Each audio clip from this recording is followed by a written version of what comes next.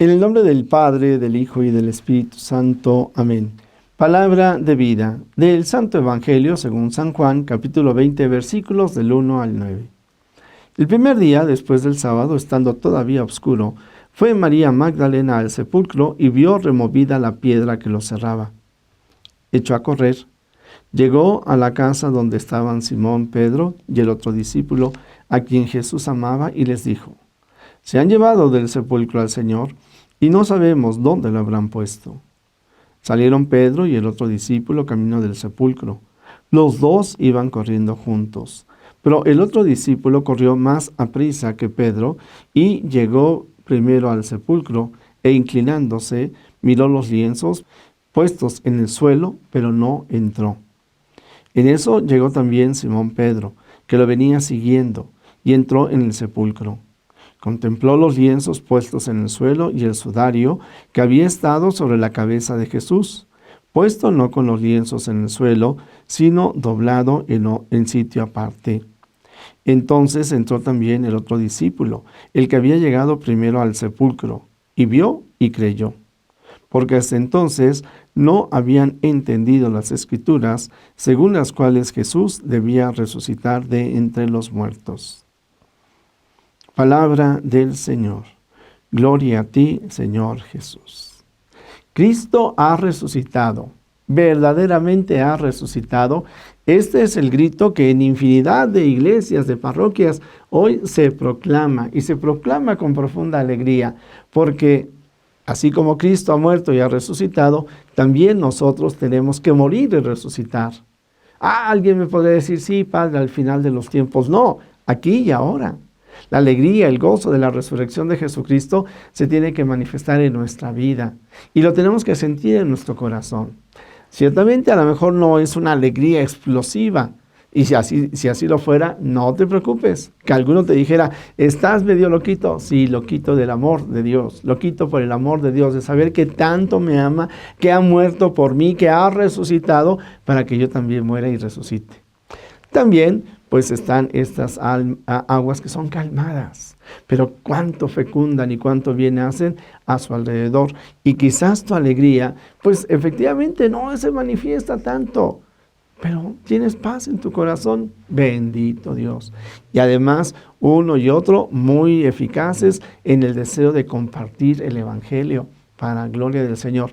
Recuerda que el Señor respeta la personalidad de cada uno de nosotros, la individualidad, nuestra individualidad, y al mismo tiempo tiene una tarea y una misión diferente, de tal manera que cada uno, aquí sí ciertamente a nuestra manera, tenemos que manifestar que Cristo ha resucitado. Por eso este grito de júbilo: Cristo ha resucitado, verdaderamente ha resucitado. Aquí una primera pregunta: ¿de qué manera tú estás experimentando la resurrección de Jesucristo? No vayas a pensar como que es así, toda mi vida de hoy a mañana cambió. No. Pero, bueno, en algunos casos así se da, ¿eh? ¿Por qué le vamos a detener a Dios? ¿Por qué vamos a ponerle límites a Dios? Pero lo importante es de que cada uno de nosotros vivamos esta alegría de la resurrección de Jesús. Y metiéndonos en el texto que es la causa de esta nuestra alegría, bueno, hay incluso un pequeño intervalo. Es domingo, domingo de resurrección. Con mayor razón debemos acercarnos a comulgar del cuerpo y de la sangre del resucitado, para que la vida nueva que Él nos ha traído efectivamente esté muy activa en nuestra propia existencia. Sobre el relato que hemos escuchado, primero, ¿qué nos dice la ambientación que nos está señalando San Juan? El sepulcro vacío.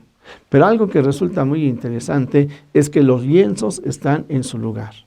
Por un lado lo que sería la sábana, y por otro lado este otro lienzo, el sudario que se le pone al Señor Jesús. Están acomodados. Por lo mismo, entonces ahí no ha habido el robo de un cuerpo. Sí, no es que alguien llegó y vamos a llevarnos el cuerpo, se llevan también los lienzos, El primer testigo, diríamos, de la resurrección, definitivamente el sepulcro vacío. El segundo, los lienzos. Pero nos quedamos ahí ante que es el hecho, el evento, y ahora vamos a entrar en los personajes, porque cuando hay algo que nos emociona, que puede ser que nos alegra o que nos espanta, o que nos deja asombrados porque no logramos entender muy bien qué es lo que ha sucedido.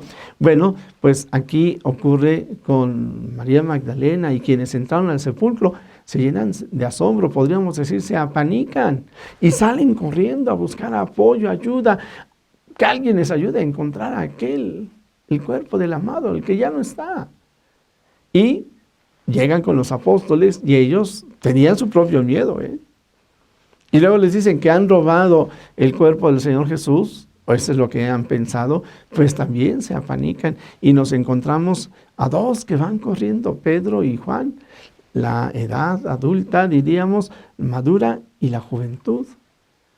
Llegará primero el joven de manera natural, pero él, muy respetuoso, se espera, necesita como que ver la prudencia.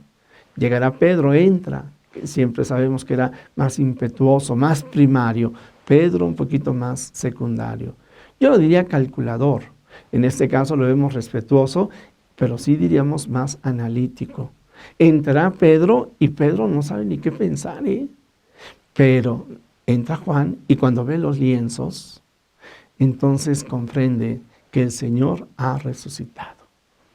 Bueno, pues yo diría que ante los acontecimientos de la vida diaria, aún los más difíciles, yo quisiera poner esta situación del terremoto. Yo quisiera poner lo que ocurre con algunas personas que se están quedando sin trabajo. Dependencias del gobierno o particulares en donde se quedan sin trabajo. La muerte de un ser querido, la enfermedad de un ser amado. Bueno, pues en medio de esas situaciones difíciles, Dios también está presente. Podemos recordar cómo en el mar embravecido el Señor Jesús dirá: ánimo, no tenga miedo, soy yo. Y entonces, pues, después del impacto de la emoción, dejamos que vaya entrando un poco más la razón, la fe. Y cuando descubrimos que el Señor está en medio de estas situaciones difíciles, debe entrar la paz en nuestro corazón. Y algo que resulta muy importante es de que para poder encontrar a Cristo es tan importante el otro, el que está a nuestro lado. Fíjense el ímpetu de Pedro, la sensatez, a pesar de su juventud, la capacidad de análisis de Juan. Y entonces, cuando se unen esa intrepidez y ese análisis, las emociones, la inteligencia, surge la fe. Y entienden que Cristo ha resucitado. Y entienden que hay algo nuevo que tienen que compartir con los demás. En los siguientes días tendremos la oportunidad de ver la dimensión misionera del acontecimiento. Pero hoy nosotros nos tenemos que quedar con este asombro. Créelo, créelo.